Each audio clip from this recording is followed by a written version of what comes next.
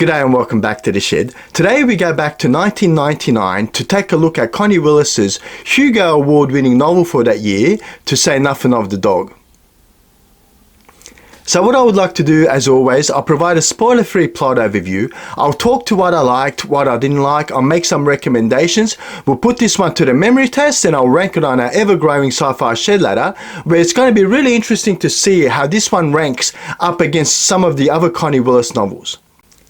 So this is the second of Connie Willis's time-traveling historian novels, and we have this historian called Ned, who's a time traveler, and he's studying Coventry Cathedral because they're looking for this bishop's bird stump. And the reason that is because the whole university department, these historians, have been conscripted by this lady Shrapnel to restore Coventry Cathedral to its former glory. So we have Ned, who's this time-traveling historian who's suffering from time lag. And time lag is a bit like jet lag. It happens when you make multiple jumps into history, where you become a bit disoriented, a bit fatigued and confused. So Mr. Dunsworthy, for those of you who remember him, plays another role in this novel, and he takes Ned, he forces him back into the 1888 time frame just to recover from his time lag. And but he also has some ulterior motives, because it appears that something's not quite right with the way that time is operating. It appears that someone's been able to do something that there's built-in mechanisms in time travel should not allow to happen. So he sends Ned back to 1888 to recover, but also with this ulterior purpose. So Ned makes it back to 1888 onto the River Thames, where he meets this guy called Terence, who he mistakenly identifies as his time-traveling companion. So Ned, Ted and this Professor Pettick, to say nothing of the dog Cyril, take a trip down the River Thames, very like the inspiration where Connie Willis drew on from Three Men and a Boat, to say nothing of the dog by Jerome K. Jerome. So just like the original trio, this trio take a trip down the River Thames, actually run into the original Three Men and a Boat, which was absolutely brilliant, down to Matching's End. So when we get to Matching's End, we find Ned meets up with his fellow time-traveling historian companion, and the two join forces to try and understand what this incongruity is, what's happening, what can they do to prevent this timeline falling apart, what can they do to reconcile some of the mistakes they did, also whilst getting to understand these really interesting characters in a wonderful, humorous and whimsical overtone. So I found this one to be a very enjoyable novel. So what is there to like in Connie Willis's To Say Nothing of the Dog? For me, it's got to be the time-traveling tale. I really enjoyed this time-traveling story, and I enjoy the fact that, time itself has got these built-in mechanisms, and it takes it one step further than what we found in the Doomsday Book in explaining how these built-in mechanisms work, these built-in safeguards. So we learn a little bit more about time slippage, we learn a little bit more about the incongruities, and how time itself tries to rectify these things to ensure that the original timeline is safeguarded and then no paradoxes come into play as well. So I did really enjoy that. I'll talk to that a little bit more when it comes to some of my dislikes, but I did enjoy the time-traveling story. The other thing that I really enjoyed was the mystery of how this incongruity came to be. So I enjoyed the way that Connie Willis uses all her characters to really paint this picture in a rather interesting web as to how time works and how these different characters played a part in it, how some inanimate objects sort of played a part in this as well, which I thought she brought together really nicely at the end as well. So I did enjoy the mystery of the incongruity and how did this timeline get corrupted the way it is, and she carried that forward pretty nicely as well. The other thing I've got to mention, if I'm going to talk about To Say Nothing of the Dog, is the whimsical tale that it is. It's just a fun tale. Now I wouldn't say it's the funniest thing I've ever read and it's got me laughing out loud. I don't think it's that kind of novel, but I'll dare say it is definitely whimsical, and it will have you smiling from time to time, as it did me, and maybe even occasionally laugh out loud. It is a fun, light-hearted look at time travel. It is a fun, light-hearted look at people and the interesting characters that are in this novel, all tied up in this wonderful mystery that it was. So I really did enjoy the characters. I did find it was humorous enough to put a smile on my face pretty much from cover to cover. The other thing I've got to mention is the use of the MacGuffin in the Bishop's bird stump. What a cool idea that was, and what a cool and ugly thing was the Bishop's bird stump.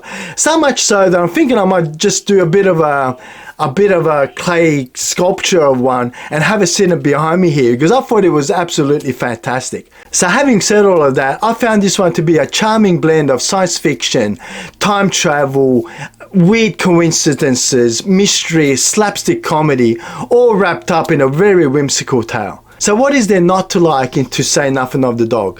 Look, I'd have to say that if you've seen my Doomsday Book review and some of my dislikes there, I think it's pretty much copy and paste for this section as well.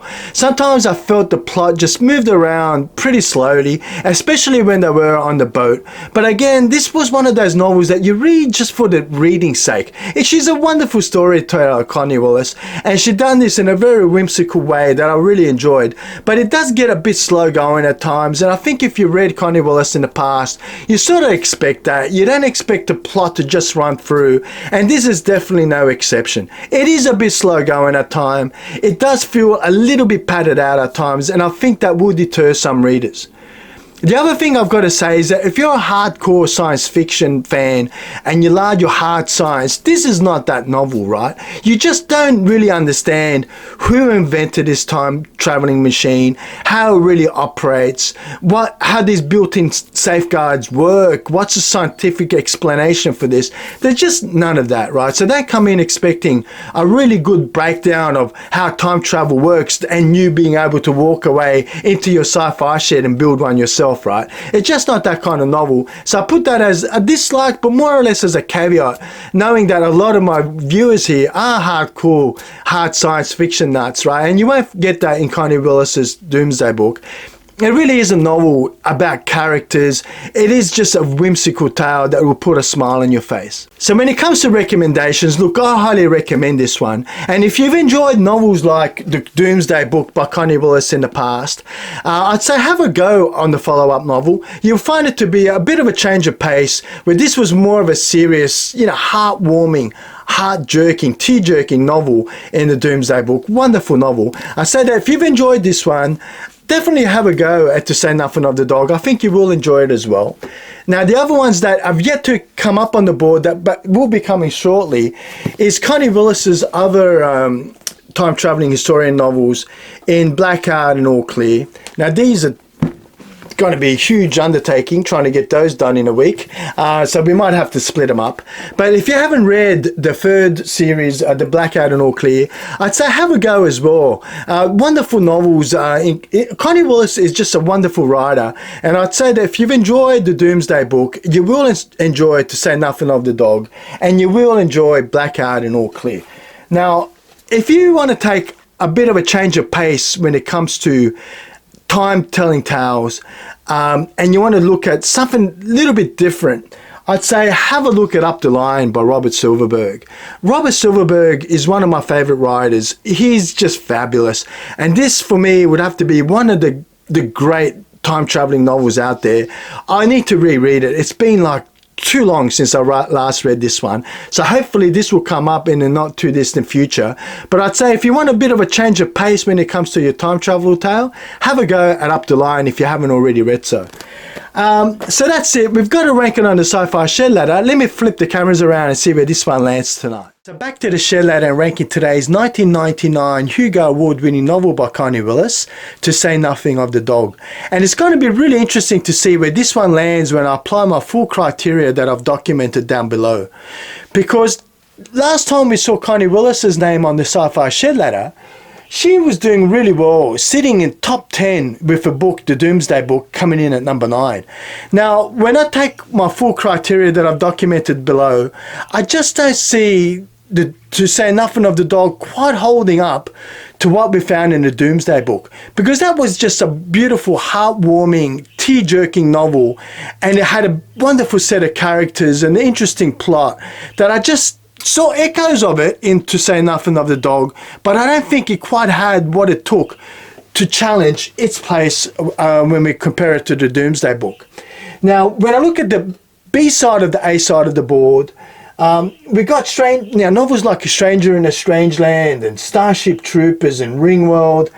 just wonderful novels that defined the genre in so many ways. Some controversial novels and novels that really were so inspirational to so many novels that came afterwards. And when I look at the novels on this side of the A board, in the middle bunch there, I just don't think we saw enough in To Say Nothing of the Dog in the concept and the execution. That wasn't really what we had previously seen in the Doomsday Book, that I found it really difficult to warrant its place in the middle of the A side. So maybe let's flip the board around and see what we're facing when we look at the B side of the board. And when we look at the B side of the board, we've got novels like A Rite of Passage and The Graveyard Book, Nettle and Bone, Slow River, and The Fifth Season, sort of bottoming out the B side. And when I look at these novels, we've got some interesting ones to look at, like Barrier, for example, by Lewis McMaster Bujold, which was also another very character-driven novel and wonderfully written as well. But I'm going to have to give it to Connie Willis, and I can't see any of these books having quite what it took to surpass the wonderful novel that is To Say Nothing of the Dog. So I'm going to flip the board back around, and I think we're going to see this one land on the A side somewhere. So I think we're definitely going to be on the A side of the board. And maybe we should start looking at books like Red Mars and The Free Body Problem. And there were just really interesting concepts in Red Mars and The Free Body Problem. The writing, I think, wasn't on par with what we find in Connie Willis, but definitely the concepts were so strong. Wonderful novels on the board, which I think we are going to start looking at things like Jonathan Strange and Mr. Norrell as the best place to start when ranking this one. Because Jonathan Strange and Mr. Norrell was a very similar novel in the sense that we have wonderful characters, we have an interesting plot, but just wonderful writing. And I've got to say that as I was coming to the end of Connie Willis's novel, To Say Nothing of the Dog, it just reminded me just how good of a writer Connie Willis is, and how good of a storyteller she is, and what interesting and lovable characters she writes. In this one being a very whimsical, light-hearted, fun novel to read. And as I'm talking through what makes this a special novel for me, I've made up my mind, and I'm going to give it the edge. And I'm going to say I am a Connie Willis novel, and To Say Nothing of the Dog did just enough to beat Jonathan Strange and Mr. Norrell to warrant its place on the A side of the board, which I think is a really good place to be.